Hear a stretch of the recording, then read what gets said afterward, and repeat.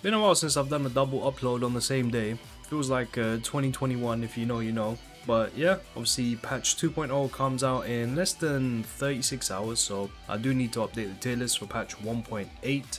Obviously we're skipping patch 1.9, right? We're going straight to 2.0. All this patch brought was Derieri, but guys, if you skip Derieri, dude, I feel sorry for you, man, because she has 3 specs and they are all fantastic in their own way. And as I mentioned in my patch 1.7 tier list, I am going to do a lot of nerfs because I'm just not happy with how this looks. I think there's too many characters up in the higher tiers and many of them are going to be moving down. As always, this tier list is going to be based on my opinion at the potentials that I have and from what I've seen with these characters, using them in leaderboard runs and knighthood boss and all that endgame stuff. So, you know, if your team is full P4, maybe you're not going to like what I have to say. Okay, let's start with some nerfs. First, the Sword and Shield Escanor, down to the C tier. Why run this? Just run the axe. Even if it's P4, just run the axe. The axe is better. There's Fire Derieri. If you got Derieri, you just run the axe. Simple as. Sword and Shield is bad. Sword and Shield Gila, shield character, buffs fire damage, not the greatest. Shields are fake, sustain is fake. In this game, if you play well, if you know what you're doing, you should never be dying to any boss that isn't the knighthood boss. So yeah, shield characters, sustain characters, they're just not good. Next up, the houses. We're moving both houses that are not nunchuck houser to the C tier. Just run the nunchucks. Just run the nunchuck, that's it, just run the nunchucks. DPS Jericho, she is fake, you are never using her as ice DPS, so. And all of the bad burst characters, I'm gonna move them down. We're gonna move Jericho down, we're gonna move Gil Thunder down, and we're gonna move Diane down. At the same time, obviously, we're doing this with a little bit of hindsight because we know that Liz Engrave is coming. I am going to preemptively put her up in the A tier as a burst character, simply because we know that Barn is coming and the odds of him having a combo burst on his second weapon, I'm gonna say is very unlikely, because his ultimate it gives him a buff. So I do not think he's going to be able to burst in any like scenario with like his ultimate, so I'm just going to preemptively put her up in the A tier. I do expect her Engrave to be giga busted.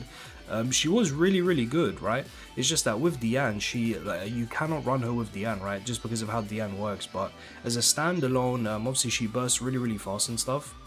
So I'm going to give her the benefit of the doubt. And I'm going to put her in the A tier. Holy Elaine, I'm going to drop her down to the C tier. There's just really not a use for her, to be honest. And I'm going to say the same for Dual Swords Manny. Manny always has, well, she always had consideration to be used in leaderboards. But because of Axe Derieri, you're basically never going to run her again, to be honest. I don't see why you would. You don't need her on the ice team, you run the general supports with Ice Merlin, so I think Manny Dual Swords is fine to move down. And Earth Elaine, I'm going to move it down to the B tier.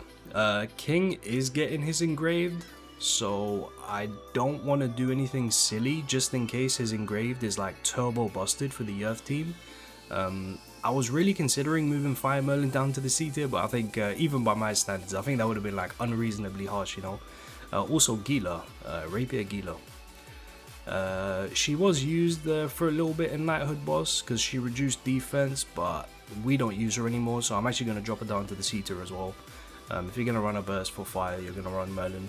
I'm also going to be moving up Book Tiore to the A. Nah, I'll put her in the B tier. Look, I'm not going to explain what this is for.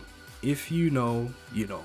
That's it. That's all I'm going to say about Book Tiore. If you know, you know. She really should be an A tier, but I can't disclose why, but she is secretly hid. I'm going to put her in the A tier. Nah, I'm not. I can't. I'm dying to put her in the A tier, but I can't. We'll keep her in the B tier. She is hidden OP, but I'm not going to tell you why. You'd have to go and figure it out yourself. Rapier Dredgen, also hidden OP. I'm not going to tell you why. Go read his kit.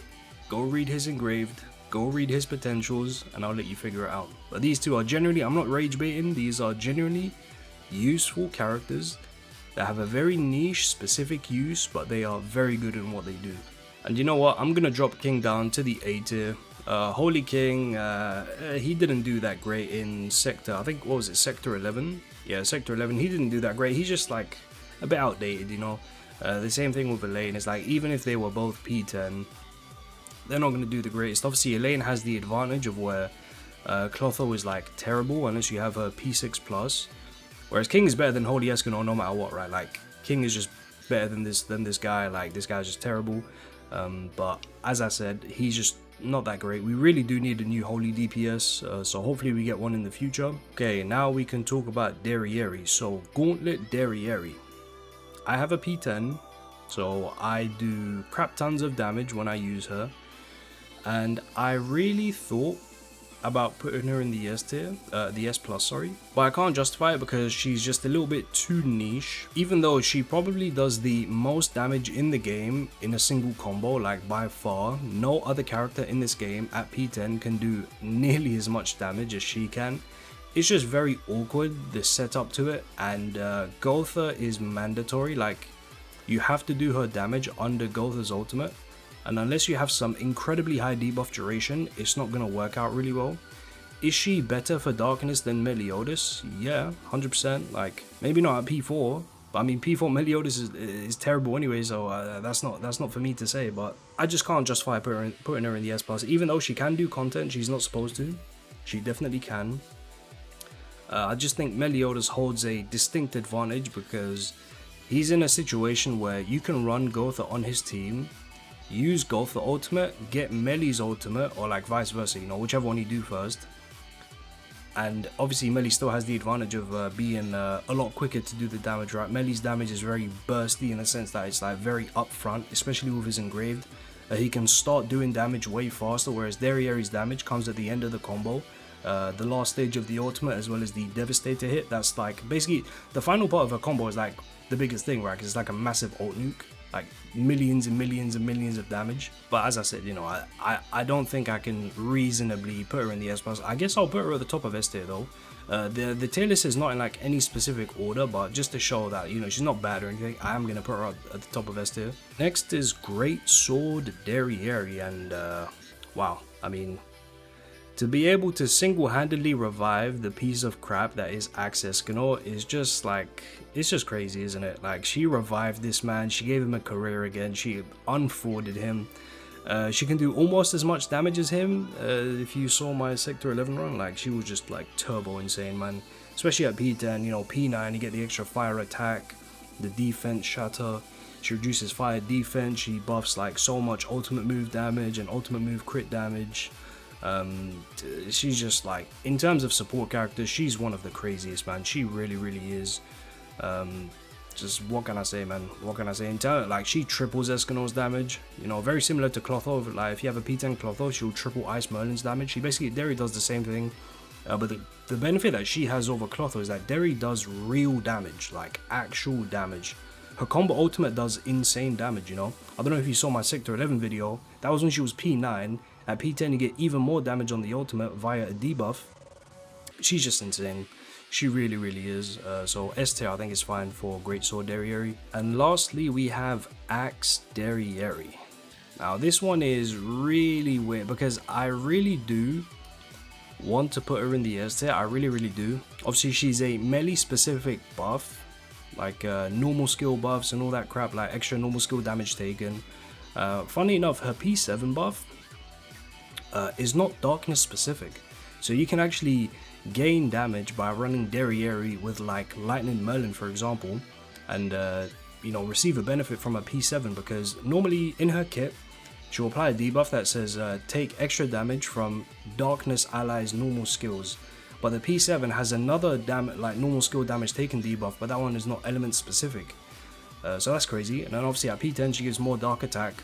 And Meliodas is really lacking in dark attack if you don't run the gluttonous longsword.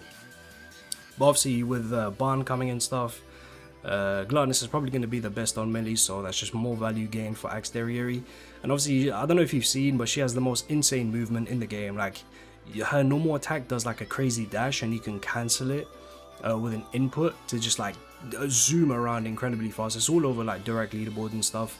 I'm not too sure if it will be relevant in the future. It will probably be relevant in Raid now that I think about it, especially the Furzen Raid coming in 2.1. Do I want her in the S tier though?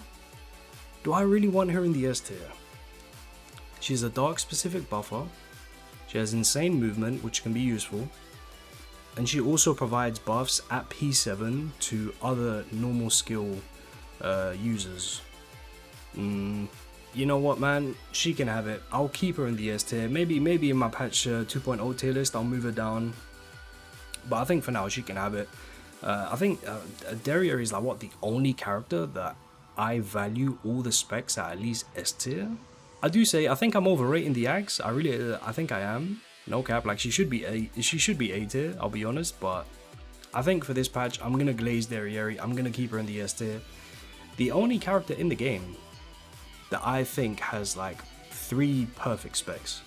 No other character is even close. Right, like I look at my tier list, no other character is even close. Gother is close, Liz is close, Daisy is close, Merlin is close. So I mean, yeah, she's just like some of the basically just the best characters in the game have multiple usable specs. You know what? I'm not too mad at that. I think I'm happy with this for patch 1.8. Let me know what you think, of course. This is my opinion. My Derieri is P10, so I have full access to her entire kit across all the specs. So maybe I'm just being super biased. I don't know. Yeah, that's gonna be it. I hope you enjoyed. Let me know what you thought in the comment section down below. And until next time, we'll see you guys soon.